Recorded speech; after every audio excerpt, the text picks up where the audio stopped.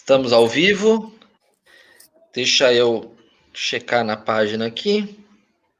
Estou buscando aqui também para poder colocar, poder compartilhar. Opa, então também vou. Mas entrou. Entrou aqui. Ok. Aí, estamos compartilhando. Esperar o pessoal entrar. O Wagner está nos assistindo. O Wagner estava aqui online com a gente até agora há pouco. Só com aquele monte de monitor. O que seria dessas lives sem o Wagner? Que ele é mencionado em muitas das lives, com os exemplos do Edu. O Júnior Cauano nos assistindo também. O Thiago Palmeira, meu aluno lá da Dutra. Trabalha com televisão. Thiago, escreve aí se eu estiver enganado. Você trabalha na Rede Vida? É isso? Trabalha na TV Católica lá no Vale do Paraíba. Thiago Palmeira. Ele está construindo a própria casa dele lá. Ele mata a aula lá na Unip para construir a escada de casa. Ele falou, hoje eu não posso assistir a aula porque eu vou fazer a escada aqui de casa. Mas vamos lá. Boa noite. Vamos lá, vou compartilhar aqui também. É Canção Nova, ele está falando aqui. É TV Canção Nova. Desculpa, Thiago, confundi. Boa noite para todo mundo. Boa noite, Carol Olival, diretora da Full University no Brasil. Boa noite, Fernanda Dutra. Boa noite. Carol, boa noite. Apresenta, a nossa convidada já é conhecida aqui, mas apresenta... voltei. Vamos lá. Boa noite, Edu. Boa noite, Fernanda. A Fernanda é sócia da Fly Flow, é palestrante, escritora, coach, artista plástica, professora e consultora de inovação e desenvolvimento humano. Ela também tem uma relação muito forte com gamificação. E hoje, agora, esse mês, nosso tema são as 5 dicas. E a Fernanda preparou para a gente um PDF super legal com 5 dicas de como aprender com os jogos a solucionar problemas. Já vou postar agora no link o PDF que vocês podem entrar e baixar o link para baixar o PDF com o conteúdo da Fernanda e o contato da Fernanda. E já vou passar a palavra para a Fernanda para ela contar para a gente essas 5 dicas. Você posta, então, Carol, o link? Já estou colocando. Então tá bom. Fernanda, vamos começar com as dicas, porque essa nossa sequência de lives desse mês de maio, que é mais em cima de 5 dicas, né, que os consultores, os especialistas estão dando, são menos perguntas nossas e mais a exposição de vocês, né? Muito bem. Então, vamos deixar você com a palavra. Vamos, Carol? Você quer dar... Vamos! Acho que era legal se a Fernanda conseguisse passar, assim, pelas 5 dicas, e ainda sobrar um tempinho para a gente fazer pelo menos uma pergunta a cada um no final, né? Muito bem. Ó, a Lilian está nos assistindo, a Lilian Simões. Beijo, Lilian. Lilian é uma querida. Eu acho que antes de chegar nas dicas, explicar um pouquinho essa questão dos jogos, da gamificação. Eu trabalho com as duas coisas. Muita gente confunde aplicação de jogos com gamificação, né? Então, eu construo jogos e também faço gamificação. A gamificação é quando você usa elementos de jogos em projetos que não necessariamente é um jogo. Oi? Tudo bem? Sim, estamos ouvindo. Tá. Então, o jogo, você faz a aplicação do jogo para desenvolvimento humano, né? E a gamificação é quando você usa elementos de jogos em algum processo que, a priori, não é um jogo, mas você usa elementos de jogos para que possa gerar mais motivação, mais engajamento nas pessoas, né? E quando a gente constrói jogos, a gente usa de várias fontes, né? Então, da neurociências, da psicologia positiva, do marketing, do design thinking. Então, tem várias coisas que a gente usa na construção de um jogo que incentiva mais as pessoas a essa coisa que a gente fica com o game, né? Não sei se vocês sentem isso, mas quando a gente vai jogar, você fica naquela pilha no game, né? E esse jogo, pode ser um jogo de mesa, um board game, pode ser um RPG, né? Eu acho que essa era uma dúvida constante lá na outra live, a gente falou, mas explicar exatamente o que são esses jogos, né? Ele pode ser várias formas, né? Então, pode ser o RPG, que você falou, E o RPG, inclusive, ele é bem legal porque estimula muito a criatividade, né? A gente faz jogos de tabuleiro que nesse momento não estão muito em voga pelo distanciamento social, mas tem os jogos virtuais também, né? E que a gente consegue fazer as interações. E o gostoso do jogo, né, é que você consegue potencializar o aprendizado através do jogo. Eu brinco que, se você quiser conhecer uma pessoa, convida para jogar, né, porque, sério, você fala assim, é prazer, vamos jogar, porque as pessoas, elas tendem a demonstrar um modelo mental no jogo. Então, né? é bom chamar a namorada também, é isso? Bom chamar. Pode prestar atenção, Edu.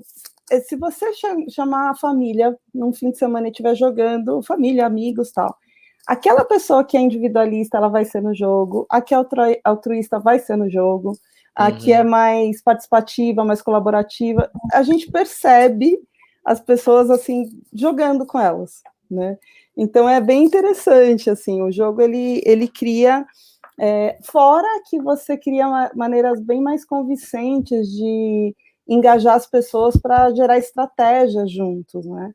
Então, as pessoas se sentem engajadas e, com isso, elas criam mais estratégias e trabalham melhor em equipe, enfim. E acho que tem os dois lados, né, Fê? Tanto de você perceber mais como a pessoa é, e também o lado do treino, né? Eu gosto muito dos jogos colaborativos, né? Porque a gente pensa em jogo, a gente pensa em ganhar. Mas não necessariamente o jogo é um contra o outro, ele pode ser colaborativo também, né? Que eu acho que é uma super tendência. A maioria dos jogos que a gente desenvolve em aprendizagem, a gente estabelece alguma forma dele ser colaborativo também. Às vezes você usa até essa natureza competitiva em prol da colaboratividade. Isso que é interessante. Então, tem momentos que você está num jogo, você tem a sensação que ele é competitivo, e aí você percebe no caminho que, na verdade, para você ganhar, você precisa que todo mundo ganhe junto. E aí que é interessante, né? Porque ele acaba nos mostrando, o jogo ele imita a vida, né? Então ele acaba mostrando um pouco do que a vida é. E esse momento que a gente está vivendo é um pouco isso. A gente está vivendo o desafio e a gente começa a ter aquela escassez, né, do momento que está tudo difícil, tem uma crise econômica, e aí a tendência é a gente querer competir. Só que você percebe no meio do caminho, no meio desse jogo da vida, que se você não entrar num processo mais colaborativo, talvez você não ganhe, nem porque ninguém ganhou, né? Então, às vezes o jogo ele tem essa questão lúdica, mas ele imita muito a vida o tempo inteiro. Fernanda, antes de a gente entrar nas 5 dicas propriamente ditas, eu queria te perguntar uma coisa, uma curiosidade que é minha mesmo. Qual é o cliente que busca uma gamificação de uma solução? Ou uma consultoria baseada em games? O que pode ser uma indústria? É mais o pessoal da área de serviços? Isso é mais aplicado pelo RH ou é aplicado também numa área de treinamento propriamente dito, sei lá, dentro de uma área de engenharia?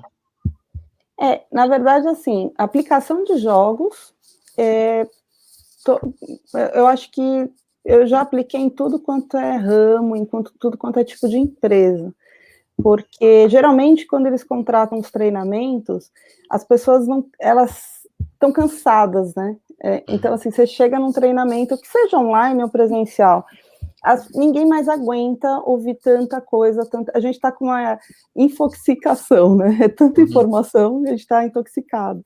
E aí a gente começa a falar, bom, tudo bem, eu Google, eu vejo o conteúdo, eu não quero mais saber de alguém falando. Então, quando você cria uma experiência em sala de aula com um jogo, o que o jogo faz? Ele potencializa que as pessoas tenham pontos de vista diferentes, estratégias, né? Então você potencializa a equipe, estratégias, comunicação, criatividade, e aí dependendo do brief que o cliente me dá, a gente constrói o jogo que vai trabalhar aqueles pontos que precisam ser trabalhados.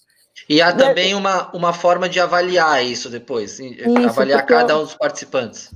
O mais importante do jogo é o debrief, né? Porque quando termina o jogo, essa observação que você faz o tempo inteiro no jogo, é preciso resgatar com as pessoas, para elas gerarem, de fato, aprendizado, e aí elas vão ter interesse em entender mais da teoria e da técnica, né?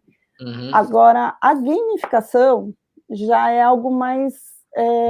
não é todo mundo que aplica, né? Então, é mais assim, casos específicos. Então, uma área que está desmotivada por algum motivo, você cria alguns mecanismos, alguns elementos de jogos naquele processo, e as pessoas nem percebem que aquilo está gamificado, mas é uma forma de potencializar e motivar as pessoas.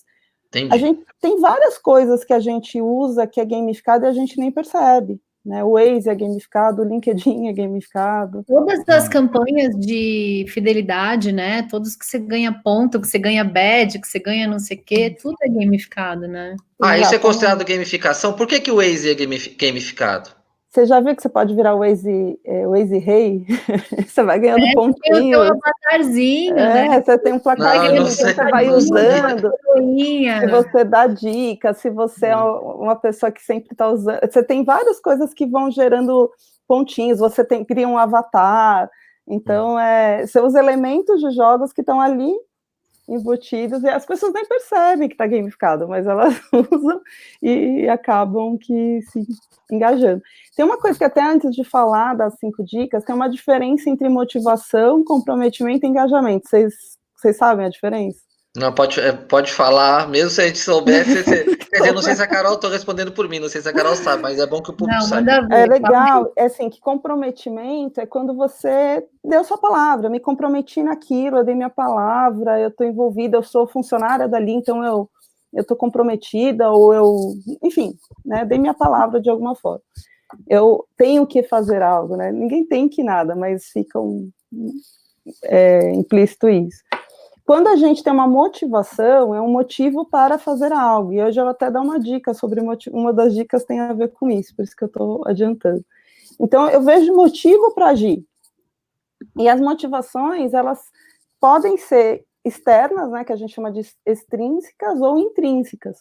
Então, tem essa motivação extrínseca, que é o que a Carol falou agora, né, ele ganha um pontinho, ganha um lugar no ranking, e aí me motiva extrinsecamente ou intrinsecamente, porque eu vejo um significado maior naquilo que eu estou fazendo, então eu quero fazer porque aquilo me completa de alguma forma. E aí são gamificações, por exemplo, que a gente vê que a pessoa compete com ela mesma, por exemplo, né? Uhum.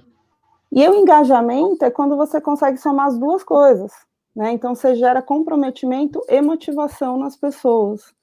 Então, o jogo, ele ajuda no engajamento, porque traz esse senso de comprometimento, de estratégias, de você vivenciar a experiência ali com a equipe e tem que cumprir aquele desafio.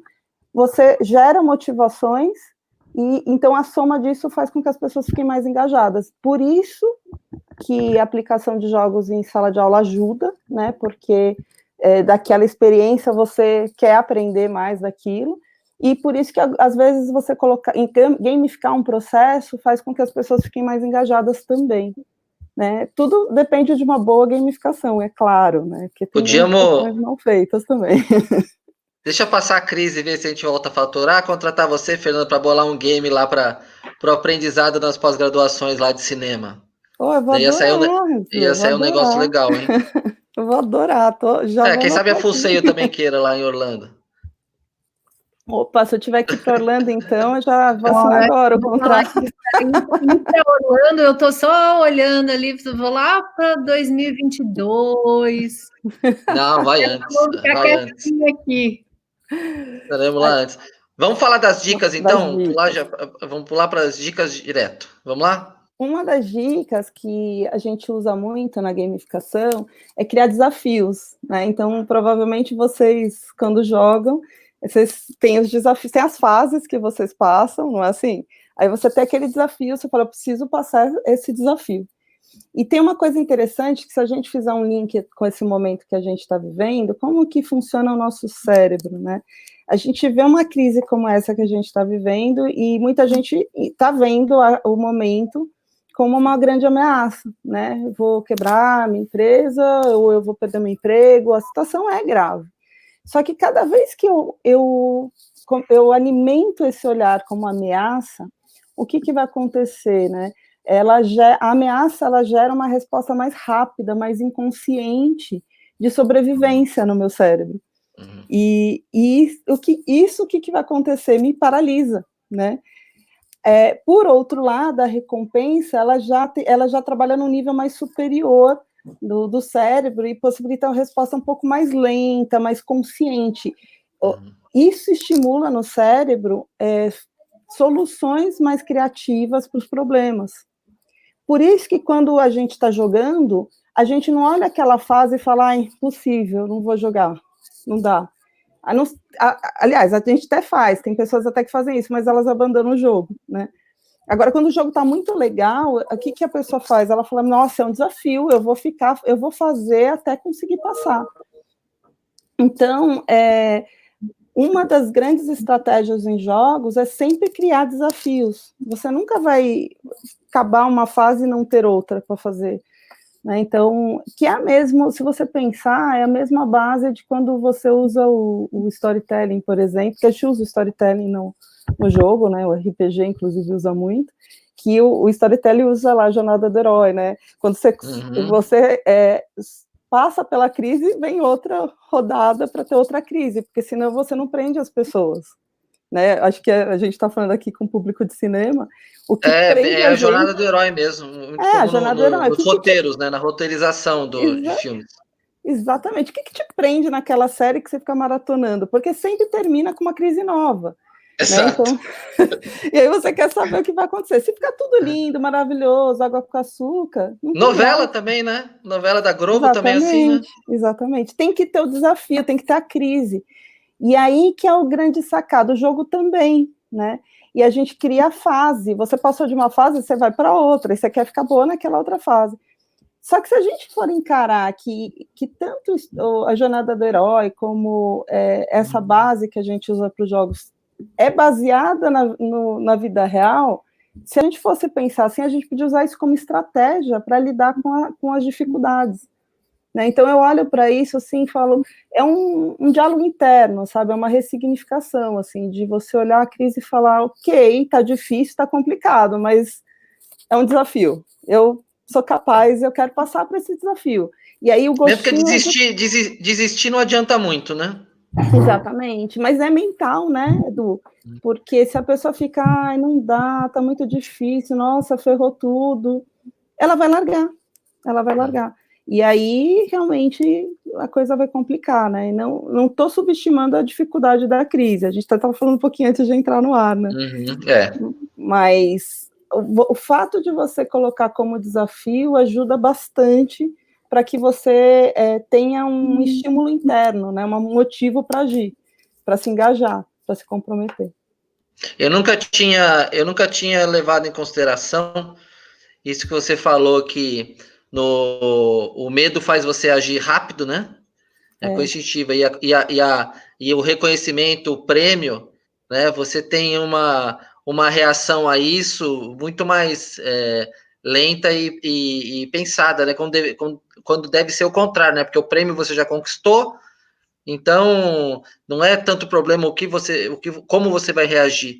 E fato que quando você tem um problema, se você reage muito rápido, reage sem pensar, isso, claro, eu faço, acho que todo mundo faz, eu não sou zen budista, não tô, mas é muito interessante, é de se pensar mesmo, né? Eu nunca tinha levado isso em consideração. Aliás, tem um livro que é o do Daniel Kahneman. Eu sou zen budista. Oi? Você eu sou zen budista, e daí eu não sou zen, mas sou budista. De uma outra linha, mas a gente fala muito disso, né? De sair do modo de sobrevivência e entrar no modo de você conseguir se controlar, porque não adianta você ficar preocupado ou não, o problema tá ali, né? Então, se você conseguir parar, respirar e pensar, tá bom, o que eu consigo fazer de melhor aqui, provavelmente o resultado que você vai conseguir produzir é muito melhor do que a não ser numa situação de vida ou morte, né? Que você tem que você realmente está num momento de sobrevivência, de, sei lá, puxar alguém para não ser atropelado por um carro, mas numa situação como essa que a gente está vivendo agora, se a gente entrar nesse molde, a gente vai cavando buraco cada vez mais embaixo, né? É isso mesmo. Tem um livro do Daniel Kahneman, a gente pode depois deixar como dica, que é o Rápido e Devagar, e ele fala bastante dessa questão das escolhas do cérebro, né? É bem interessante, é um livro que eu super indico. Esta é a primeira dica, né? Certo. A segunda dica que eu queria deixar aqui para vocês tem a ver com motivação também. Como eu estava explicando para vocês, a gente tem 2 tipos de motivação, a intrínseca e extrínseca. Então, a extrínseca tem a ver com esses prêmios, né? Quando você coloca metas para ganhar um prêmio, é uma motivação extrínseca.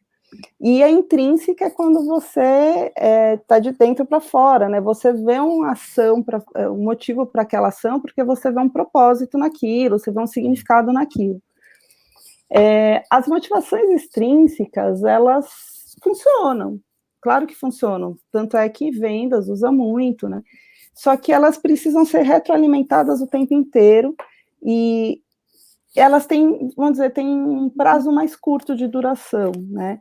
E a intrínseca não, a intrínseca ela é algo que você acredita tanto naquilo que você faz, independente da situação que você está, né? Eu vou dar um exemplo para ficar mais fácil, assim, né? Então, no meu trabalho, claro que eu tenho a motivação extrínseca de receber a remuneração, ou de receber, sei lá, algum prêmio, algum destaque, legal, mas não é isso que me segura mais, né? Então, o que mais me engaja é quando eu vejo um motivo. Então, eu tenho tanto sentido, tanto significado no que eu faço, que aquilo realmente me engaja. Vou dar um exemplo para vocês. Eu estava uma vez, né, num treinamento, eram 2 dias de treinamento, e o briefing que eu recebi, a pessoa que me passou o briefing meio certo, né? Então, eu montei um treinamento, ela aprovou e tal, e no primeiro dia até que o conteúdo estava aderente, mas eu percebi, pelas expectativas das pessoas, a gente saca, né, as pessoas ali, que o segundo dia não tinha nada a ver, não tinha nada a ver. E aí, no final do dia, eu fui falar com o gerente, falei, olha, você não participou da reunião, do briefing, né, eu queria te ouvir um pouquinho. Ele começou a falar, eu falei, meu Deus, não tem nada a ver com o que eu montei, nada a ver.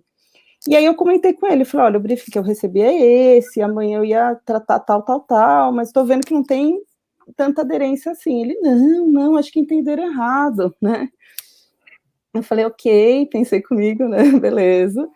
Eu podia, né, ok, olha, eu tenho tudo documentado, o briefing, vocês aprovaram, fazer e acabou, não foi culpa minha. Poderia ter feito isso, mas é claro que não, né? Eu cheguei em casa, eu lembro que era 7 horas que começava o treinamento, eu acordei 5 da manhã, eu cheguei em casa, cuidei dos filhos, aquela coisa toda, fiquei trabalhando até 3:30 da manhã, para acordar às 5, dormi 1h30 aquele dia, fui e corrigi, e fiz outro treinamento, e foi ótimo, foi sucesso, não ganhei nada mais por isso. Então, se a gente fosse pensar pela motivação extrínseca, eu não ia ganhar mais para fazer isso ou não, né? O que mobilizou a fazer a coisa certa, para entregar do jeito que eu sabia que a pessoa ia ficar realmente satisfeita? A minha motivação interna, porque eu sabia que era mais do que ter uma remuneração, era mais do que ter um documento que provasse quem estava certo e errado. Eu queria entregar o melhor, né? Então, eu acho que nesse momento que a gente vive hoje, que a gente tem que achar soluções e que as soluções não são fáceis, a gente tem que buscar mais motivações intrínsecas nesse momento do que as extrínsecas. E claro que as extrínsecas são importantes, porque as pessoas precisam. A gente estava até falando um pouquinho antes de entrar no ar, que muita gente sem salário ou sem remuneração, claro que é difícil, mas se você buscar intrinsecamente, talvez seja muito mais, você vai ter muito mais desempenho, muito mais performance, e, por consequência, você vai ter o ganho, né, externo também. E aí tem uma coisa interessante, que tem um estudo que mostra que, às vezes, a motivação extrínseca, ela mata a intrínseca. Né? Não sei se vocês já ouviram falar disso. Não, eu não. Quando eu fico pensando tudo isso que você está falando, eu lembro muito, eu tive equipe de vendas muito tempo, acho que esse é o primeiro ano nos últimos 15 anos que eu tô só eu, sem equipe. E isso sempre foi, acho que existe para venda, né? Existe muito essa crença do bônus, da comissão e tal. E eu acho que às vezes isso vira um tiro pela culatra, né? Isso mata, isso cria uma competição, uma agressividade entre os vendedores. Eu acho que às vezes isso tira a ética, principalmente em venda, né? Você passa só a ver número e técnica de fecho, e eu acho que venda tem que estar muito ligado com ética e ligado com a motivação intrínseca. Chega uma hora que a equipe quer, se é só o jogo do dinheiro, né? Do quanto você vai ganhar. Chega uma hora que não é suficiente, chega uma hora que cada vez os prêmios têm que ser maiores, cada vez as regras para apuração de prêmio têm que ser maior, e vendedor passando a perna em vendedor, querendo puxar o cliente para ele, ou combinando o joguinho de, me dá esse cliente que eu divido o prêmio com você. Então, eu sempre fui muito mais fã de encontrar as pessoas que fazem aquilo porque acreditam naquilo, né? E nesses treinamentos que te relembram o propósito que você está fazendo. E, lógico, pagar bem, eu acho que acho que todo empresário quer pagar bem, né? Acho que não precisa ser só no prêmio. O prêmio é um componente, às vezes ajuda, mas para mim ele muito mais atrapalha do que ajuda e cria esse ambiente de muita competitividade que eu acho que pode se perder, né? É bem isso. Você quer ver um exemplo, né? Se a pessoa ganha um X, e aí ela quer ganhar mais, né? E aí o padrão de vida dela fica acostumada com aquilo que ela ganha, e ela acha pouco. Aí ela vai querer mais, aí ela vai querer mais. Então, é super relativo, né? Então, você fala assim, o que me motiva não é o que te motiva, porque as realidades são diferentes, mas mesmo que aquilo me motive, ele motiva por um tempo, né? Porque aí quando eu chego naquele patamar, eu quero mais, aí eu quero mais. Agora, um exemplo que fica bem claro como que a motivação extrínseca pode matar a intrínseca é com criança. A criança ama desenhar, quer dizer, a maioria, pelo menos, né? Você pedir para uma criança desenhar, ela vai falar com mais maior grado, ela vai ficar super feliz de fazer um desenho para você. Se você falar para a criança assim, me faz um desenho que eu te dou um bombom, te dou alguma coisa. O que vai acontecer? Da próxima vez que você pedir um desenho para ela só vai fazer se você der um bombom. E ela adora desenhar. Quer dizer, você matou a motivação que ela tinha, que era natural, intrínseca, porque agora ela só faz se ganhar alguma coisa. E isso pode acontecer quando você trata com pessoas. Então, a gente está falando aqui com públicos que são autônomos, mas que trabalham, né, com fornecedores e tal. E às vezes você precisa criar, né, na sua equipe ou nos seus fornecedores. Claro que eles têm a remuneração, não estou falando que não, mas a motivação não porque, eu vou te dar um prêmio maior, não, porque a pessoa precisa acreditar na causa. Eu acho que, assim, é você criar uma causa do que você entrega, um propósito do que você entrega, e as pessoas que estão trabalhando com você acreditarem naquela causa, verem sentido, né, é melhor, você vai ter mais resultados do que você ficar criando bonificações e remunera as pessoas porque elas merecem pelo trabalho delas, mas não criar tantas coisas assim, como a Carol mesmo disse, né? Eu acredito que funciona mais, principalmente no momento que a gente está. Essa já é a segunda dica, né? A terceira dica é a questão de... Tem uma coisa muito interessante quando a gente joga, Edu e Carol, não sei se vocês são gamers, lovers, mas, assim, quando a gente joga, a gente quer treinar, né? Assim, se eu não passar de uma fase, eu não vou, se eu estiver curtindo o jogo, né? Eu não vou querer, deixa pra lá, não tô conseguindo, e eu desisto, né? Então, as pessoas que são mesmo, assim, super gamers, assim, eles ficam, não, vou treinar até conseguir. E eu acho que, como eu falei, o jogo imita a vida, né? Então, talvez a gente esteja passando por dificuldades ou não esteja com uma habilidade para lidar com tal situação. E aí uma dica que eu dou é encarar como se fosse um jogo. Porque quando a gente encara como se fosse um jogo, você fala assim, é uma fase difícil e eu vou treinar até conseguir passar, porque eu quero gerar essa habilidade de lidar com esse tipo de situação, né? E aí você fala assim, porque eu, né, por exemplo, mas agora o mundo é digital e eu já ouvi pessoas falando, não tenho tanta habilidade digital. Treina, aprende, treina. E isso tem a ver, tem um outro livro que eu vou indicar aqui, que é o livro da Carol Dweck, que chama Mindset. né? Tá na sua apostila isso? Eu acho que tá, se não tiver, a gente manda. Não, a gente Carol, inclui. depois você posta de novo, por favor, o link para a apostila. O livro da Carol Dweck, que ela fala, né, do mindset fixo e do mindset de aprendizagem, né, de crescimento. E assim, mindset fixo, você cresce aprendendo que você tem certas habilidades, sabe? Eu sou boa em matemática, mas não sou boa em português, e assim vai, né? Nossa, tem pessoas que falam isso, assim, com convicção, né? Eu não consigo aprender inglês. Eu tenho dificuldade com tal coisa, eu sou muito boa nisso. Né? Então, o mindset fixo faz você acreditar que você é muito boa numa coisa ou muito ruim em outra, e ponto. Né? E o mindset de crescimento, você sabe que você pode desenvolver a habilidade que você quiser, desde que você tenha um empenho, um esforço, uma dedicação. Né? Então, você fala assim, eu estou com dificuldade de aprender inglês, mas isso não me impede de aprender. Eu vou me dedicar, eu vou me empenhar, eu vou me esforçar e vou ganhar essa habilidade que eu não tinha antes. Né? Então, então, a gente trabalha nos jogos, as pessoas naturalmente desenvolvem o mindset de crescimento. E, às vezes, no dia a dia, elas ficam mais no mindset fixo. Ninguém né, só mindset fixo ou só mindset de crescimento.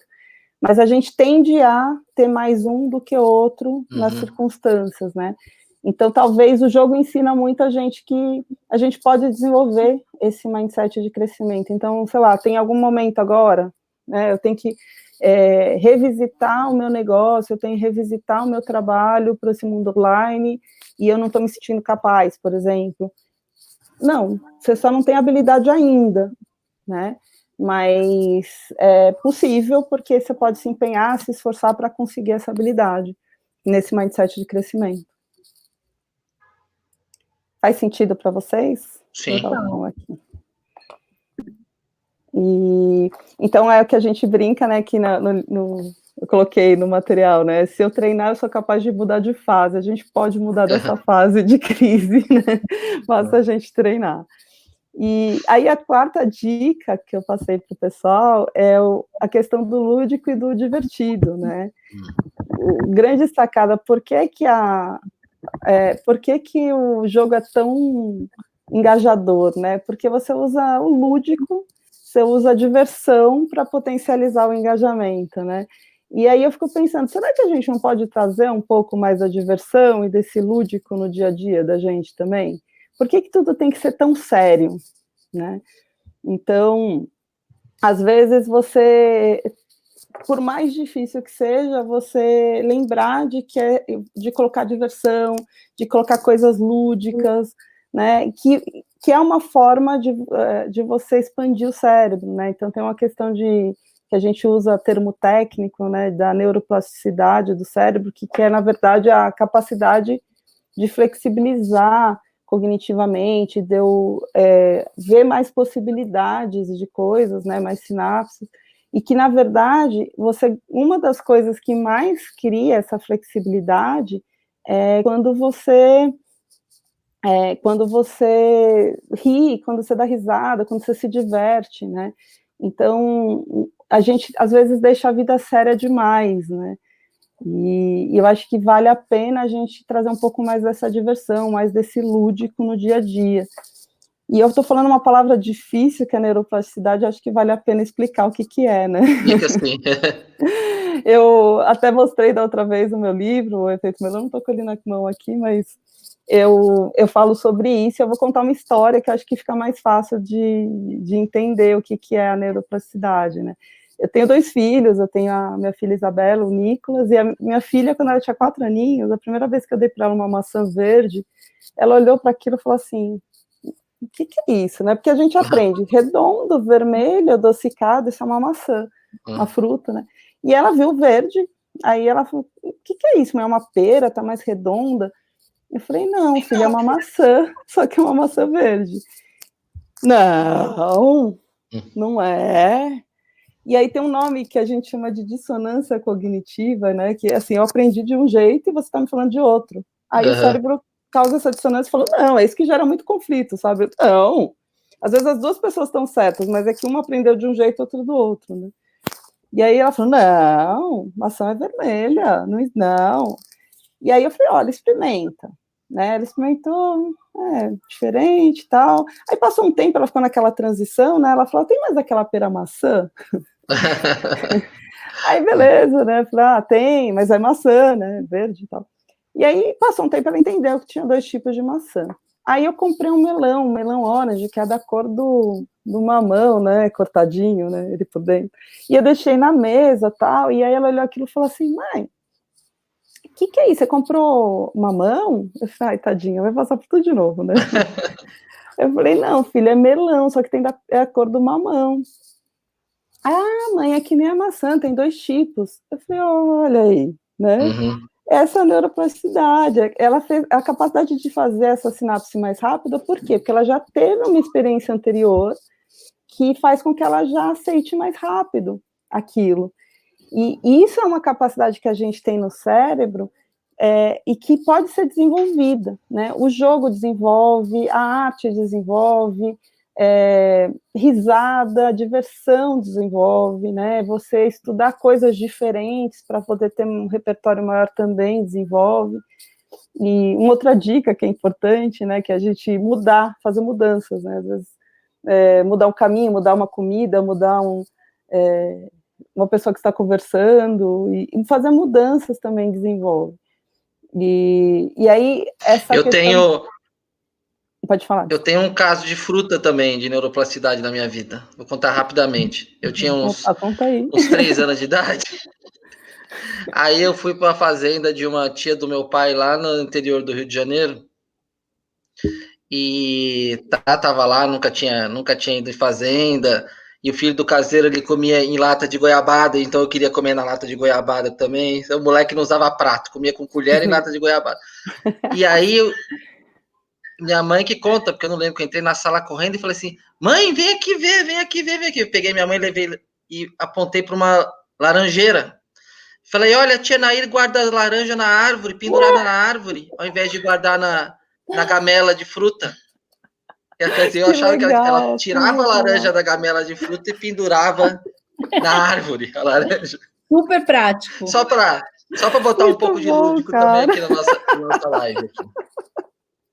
Aí eu aprendi que laranja, na verdade, vinha da laranjeira. Até mas assim, o engraçado, porque uma vez eu estava contando essa história num treinamento, e aí estavam os diretores, estava o CEO na sala de aula, assim, e tal, e estavam os gerentes, né? E aí eu apliquei um jogo. E aí, quando eu apliquei o jogo, teve um cara que teve uma ideia sensacional. Eu falei, anota isso, você tem que levar isso para a empresa, tal. E aí o CEO falou, isso aí foi o efeito melão. Eu falei, gente, eu amei esse nome, eu vou usar para o meu livro. Ele falou, pode usar. Mas é muito engraçado que as pessoas falam assim, você que é do efeito melão? O que é efeito melão? Cuidado que tem a mulher melão, hein? Não. Gente, mulher melão, mulher melancia, mulher pêssego, mulher abóbora, mulher abobrinha. Eu fico morrendo de medo de alguém soltar dessa, porque sempre vem alguém, você é do melão? Eu falo, ai meu Deus, daqui a pouco vai virar um meme isso daí. Faz de conta que eu não falei nada. Não, faz de conta. Né? Então, essa questão do divertido, acho que a gente pode trazer, né, a 4ª dica. E a 5ª dica é que é trazer o estado de fluidez, né? O jogo, não sei se vocês percebem, mas se você tiver um jogo super engajado lá no jogo e tal, e aí o jogo ficou fácil demais, de repente ficou super fácil. Tá fácil demais, eu largo.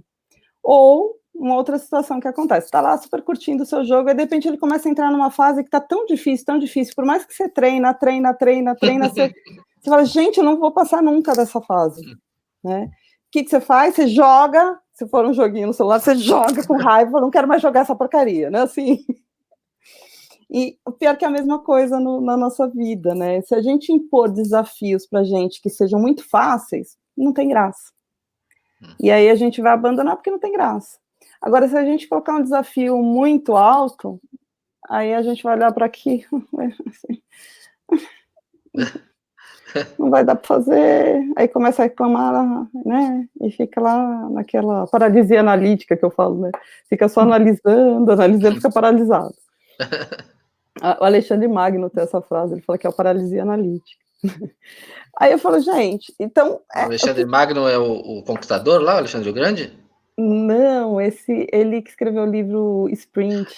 Eu pensei que fosse o macedônio lá, o Alexandre Magno.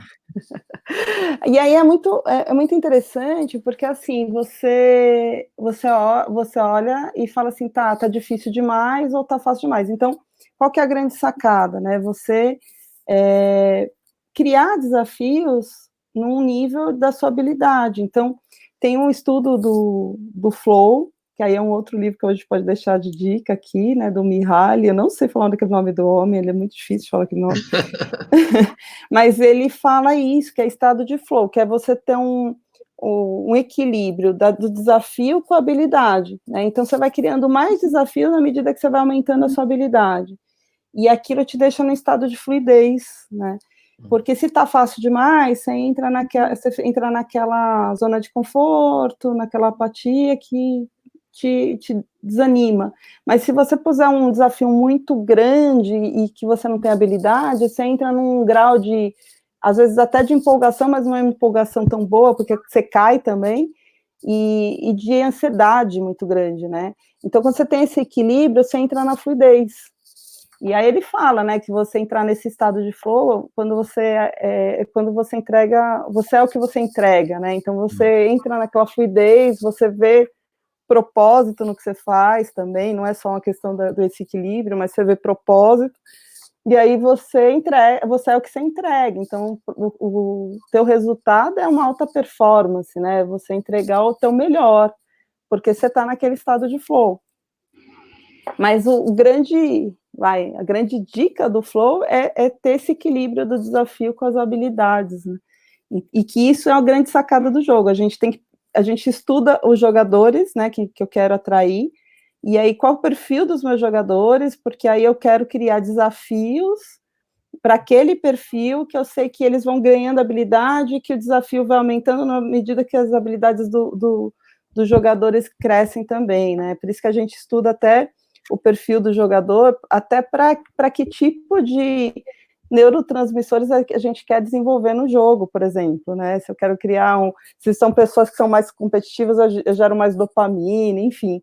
E a gente na média é isso, essas estratégias. Fernanda, na média, quanto tempo leva para bolar um jogo? Se uma empresa te chamou hoje, te passou o briefing hoje, tem uma média, para bolar um jogo adequado leva-se um mês, não sei. Olha, teve um jogo que a gente estava criando em 3 pessoas, mais a designer de jogos, a gente levou 2 meses criando full time, assim, né? Porque você cria tudo, até o tabuleiro. Assim, se você pensar, o tabuleiro não é à toa, né? Então, por exemplo, se você pegar o jogo da vida, não tem um tabuleiro que faz assim, né? E vai, porque é evolutivo, né? É você estar caminhando para algum caminho. Tem aqueles jogos que os tabuleiros são redondos, né? Porque é mais integrativo, mais colaborativo. Tem aqueles jogos que, por exemplo, o detetive, né? Que ele é não linear, né? Você vai e volta, vai e volta. Então, o estudo psicológico até do tabuleiro que você vai fazer, o designer do jogo. A parte mais difícil da criação do jogo é criar as regras do jogo, né? Que são as mecânicas do jogo. Né, que justamente nessa mecânica que você vai criar os desafios de fases, as regras, Sabe, lá na Fulsei, eu não sou formada, né? Eu sou arquiteta e trabalhei com marketing e vendas quase que até agora, né? Até a minha vida agora, eu trabalhei quase que a vida toda com isso. Mas aprendi pra caramba com games na Fulsei. E uma das coisas que a gente tem lá é o laboratório de usabilidade dos jogos, que os jogos são testados e o jogador, ele é monitorado. Então, é muito legal, eu aprendi muito disso do calibre, da calibragem do desafio. Então, quando o cara está jogando, ele tem a pressão monitorada, né, os batimentos cardíacos, ele tem a pupila monitorada, porque no jogo, para você laranja mecânica. Laranja mecânica é ótimo.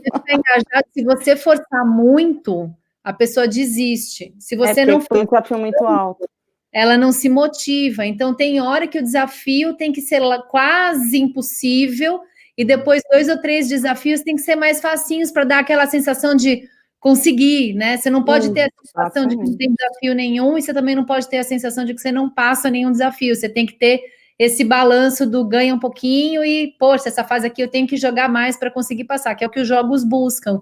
Eu aprendi pra caramba com isso lá. Até assim, na tela, né, no jogo eletrônico, se você tem uma recompensa, a coisa da pupila, não só dela dilatar por conta do teu interesse, né, e do teu físico, mas se o seu olho enxerga, não adianta você botar um cogumelo que dá uma vida extra num campo de visão que na hora que o cara tá jogando, ele tá muito tenso numa determinada área, porque tá acontecendo, né, ele tem que passar num negocinho, acertar meu dedo aqui na câmera, ele tem que passar um negocinho aqui, e aí você põe um cogumelo aqui, ou aqui, e o olho dele não consegue chegar lá, e ninguém pega aquela vida, aquela fase a mais. Então, tudo isso nos eletrônicos isso é monitorado fisicamente, é super interessante. E tem um ponto assim, tem isso, né? Então, e quando a gente faz, por exemplo, para a empresa, a gente faz um levantamento do perfil das pessoas que vão jogar, né? Dos jogadores. Então, a gente chama que tem os 4 perfis macros, né? E que aí você, de acordo com a predominância do perfil, você cria estratégias diferentes no jogo. Porque, eu imaginei que fosse assim. E aí você cria estratégias completamente diferentes, né? Então, não dá para... quando você fala principalmente de jogos para gerar aprendizagem, você não pode fazer um mesmo jogo do mesmo jeito para todo mundo, né? Então, você tem que fazer umas adaptações, principalmente às vezes você até aproveita o jogo, mas você faz uma condução diferente para públicos diferentes, né? Então, você tem que fazer umas adaptações sempre. Vamos fazer um game para o audiovisual quando abaixar um pouco a poeira. O pessoal do cinema. Vou bolar os desafios, porque a Carol tem feito comigo muitas lives aí, a gente já fez palestra junto também. Se você parar de fazer live, eu não vou aguentar. São 2 meses, todo dia, segunda a sexta. Então, Vocês sabem que vocês já viciaram nisso, né? Vocês vão ter que fazer. Mas eu gosto. Eu acho ótimo. Depois de um bom tempo que o Super Cinema estava com um certo número de seguidores, começou a subir bastante depois que a gente fez as lives. Eu acho ótimo, e eu também estou aprendendo um monte com os palestrantes, né? Mas, na verdade, o processo de produção de um filme, porque eu sou produtor, né? Não sou diretor de fotografia, eu sou produtor. O processo de produção de um filme, os caminhos que você tem que seguir, dá quase um game mesmo, porque se você atropela a etapa, então você vai filmar lá no centro da cidade, mas você esqueceu de antes ir na prefeitura pegar autorização, volte 5 casas. Coisas assim. Eu te falei, o jogo, ele imita a vida, Edu. É impressionante, se você começar a prestar atenção, o jogo, ele imita muita coisa. Né? Aquele banco imobiliário, por exemplo, dá uma raiva, porque aquele jogo não acaba nunca. Né? Mas você vê várias besteiras que você faz na vida que você faz no jogo também. Meu filho, quando tem 10 anos, quando ele joga o jogo da vida, ele fala, gente, tem que fazer faculdade, tem que comprar seguro. Então... E o War, você cria briga mesmo, né? Cria guerra entre amigos, vocês sabem que... Eu tô denunciando a idade agora, né? Porque quem jogava o War, assim, é bem denunciando a idade, mas...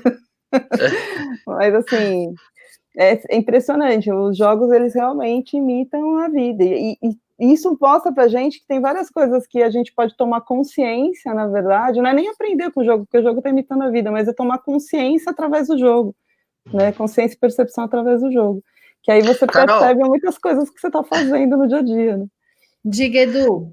Acho que para a gente encerrar, faz uma última pergunta, uma pergunta da Patrícia Bonotti aí.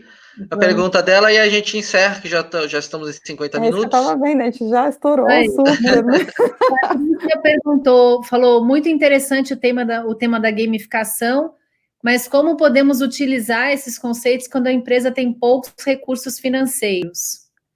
Muito boa pergunta, e aí também desmistificar que isso é necessariamente uma coisa caríssima, porque não é. Às vezes você pode, principalmente, aplicar jogos assim, em treinamento, A gente consegue fazer, agora ainda mais online, eles estão mais baratos do que o presencial, né?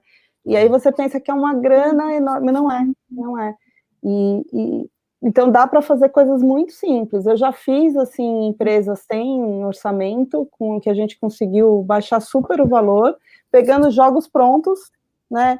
Por exemplo, um jogo da Grow, da Estrela, pronto, e aqui o que a gente faz, a gente adapta as regras do jogo para gerar o aprendizado ali. Então, a gente faz uma pequena adaptação, e aí aquilo não tem um custo alto, né? Então, aquilo fica super acessível. E aí eu tenho, por exemplo, vários jogos que já estão prontos, que aí a gente consegue fazer pequenas adaptações nas empresas, e isso fica super barato. E aí, Patrícia já pode entrar em contato e contratar a Fernanda. Pode contratar. E assim, porque desmistifica, até porque senão a gente acha sempre que o jogo tem que ser uma alta tecnologia, uma coisa super... Não necessariamente, dá para fazer coisas muito, muito acessíveis, e eu já atendi pequenos negócios para grandes empresas, então a gente vai ouvir a necessidade, a dor, né, a expectativa, e a realidade que a empresa tem. Olha, o que eu posso é isso, eu tenho isso aqui de orçamento. E aí a gente desenha o que é possível dentro daquele orçamento. Mas é possível, porque senão seria elitizado, né? E uma das coisas que eu não gosto é de elitizar, porque senão só as grandes empresas que têm a oportunidade de desenvolver as pessoas através de uma experiência como essa, né? E a nossa intenção é, pelo contrário, é levar para todo mundo. Então, Patrícia, Patrícia, né? Patrícia. Pode ficar tranquila que tem soluções muito baratas. Muito baratas mesmo. Então, pessoal, é isso. Boa noite. Carol, acho que podia postar mais uma vez o link para o PDF da Fernanda, por favor, aí nos comentários. Já, pode.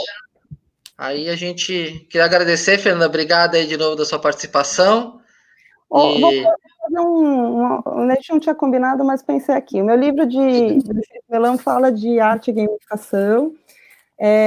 De repente, eu não sei como as pessoas que se cadastraram recebeu o PDF, a gente pode fazer, de repente, um sorteio e eu dou um livro, se vocês quiserem. Bem legal. A gente pode fazer algo desse tipo. Aí vocês... Pode ser. Vocês fazem o sorteio, mas eu posso disponibilizar. Combinado. Tá, Carol gerencia isso, ela gerencia os sorteios todos lá. Beleza. Bem, obrigada, adorei. Olha, Obrigado, Fernanda. É a segunda vez que eu tô aqui, eu adorei. A segunda vez que eu saio daqui. Eu tô estreando um cenário novo aqui, câmera nova, vou variar um pouquinho, sair um pouquinho do escritório lá e gravar em outros cantos da casa. Porque a gente fica querendo ver os quadros. Para mudar um pouco. Eu quero ver teus quadros aqui. Obrigada, Edu. Obrigada, Carol. Parece um museu. Olha que legal. Que é um Museu Henschel. Museu do Edu. Museu Edu. Gente, então, obrigado, Fernanda. Obrigada, Carol. Eu que agradeço. Amanhã estamos aqui. Amanhã estaremos aqui de novo. Eu vou assistir vocês. Obrigada, viu, gente? Obrigada mais uma vez pelo convite. Obrigada a todo mundo que assistiu também. Tchau, gente. Tchau.